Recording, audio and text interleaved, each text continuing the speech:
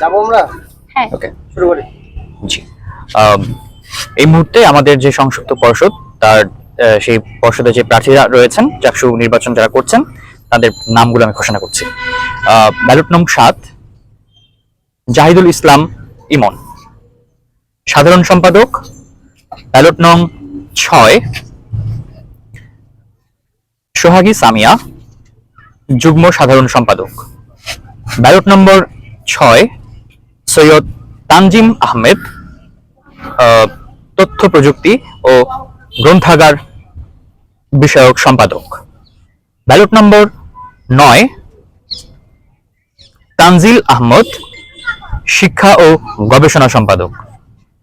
Ballot নং 7 সাদিয়া ইমরোজ ইলা, সহ সমাজসেবা ও মানব সম্পদ উন্নয়ন বিষয়ক সম্পাদক।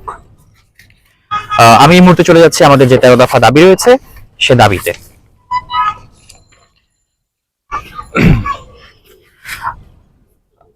সংসক্ত পরিষদের যে 13 দফা দাবি রয়েছে, এর মধ্যে 1 নম্বরে রয়েছে সন্ত্রাস, চাঁদাবাজি ও হল দখল মুক্ত গণতান্ত্রিক ক্যাম্পাস তৈরিতে শিক্ষার্থী আচরণবিধি আধুনিকায়ন করতে হবে এবং হল মনিটরিং সেল গঠন করতে হবে।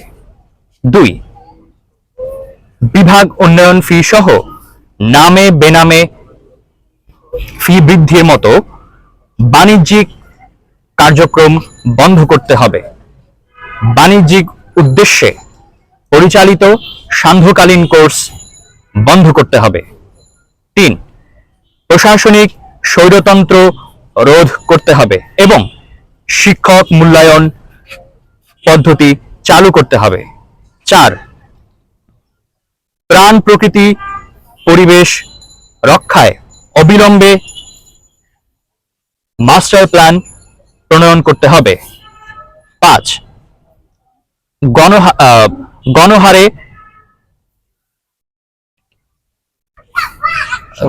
এক মিনিট, এটা এডিট করা যাবে নিশ্চয়ই না? 5 গণহারে স্বল্প মাত্রায় বৃত্তি প্রথা বন্ধ করে চাহিদা সম্পন্ন শিক্ষার্থীদের উপযুক্ত পরিমাণে শিক্ষাবৃত্তি প্রদান করতে হবে। 6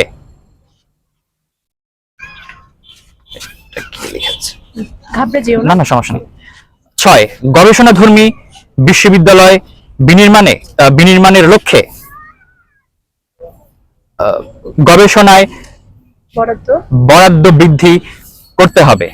7 আবাসিক হল, বিশেষ করে নতুন হলগুলো সংস্কার করতে হবে এবং প্রত্যেক হলে দ্রুতগতি সম্পন্ন ফ্রি ইন্টারনেট সংযোগ দিতে হবে। 8 বরাদ্দ বৃদ্ধি করে 50 শয্যা বিশিষ্ট পূর্ণাঙ্গ হাসপাতাল নির্মাণ করতে হবে এবং সার্বক্ষণিক বিশেষজ্ঞ ডাক্তার নিয়োগ করতে হবে। 9 ডাইনিং, ক্যান্টিন ও ক্যাফেটেরিয়ায় ভর্তুকি দিয়ে খাবারের মান বৃদ্ধি করতে হবে। 10 অবিলম্বে অভ্যন্তরীণ যাতায়াত ব্যবস্থার সংকট সমাধানে টেকসই ও স্বল্প ভাড়ার পরিবহন ব্যবস্থা চালু করতে হবে। 11 73 অধ্যাদেশের অসম্পূর্ণতা দূর করতে হবে। 12 সাইবার ক্রাইম প্রতিরোধে প্রশাসনের উদ্যোগে বিধিমালা প্রণয়ন করতে হবে। 13 একাডেমিক ক্যালেন্ডার বাস্তবায়ন করতে হবে। জাকসুকে একাডেমিক ক্যালেন্ডারের অন্তর্ভুক্ত করতে হবে। সর্বনিম্ন উপস্থিতি হার 60% বাতিল করে উপস্থিতি হারে নম্বর প্রদান নম্বর প্রদান পদ্ধতি চালু করতে হবে। 14 অবিলম্বে অভ্যন্তরীণ যাতায়াত ব্যবস্থার সংকট সমাধানে টেকসই ও স্বল্প ভাড়ার পরিবহন ব্যবস্থা চালু করতে হবে।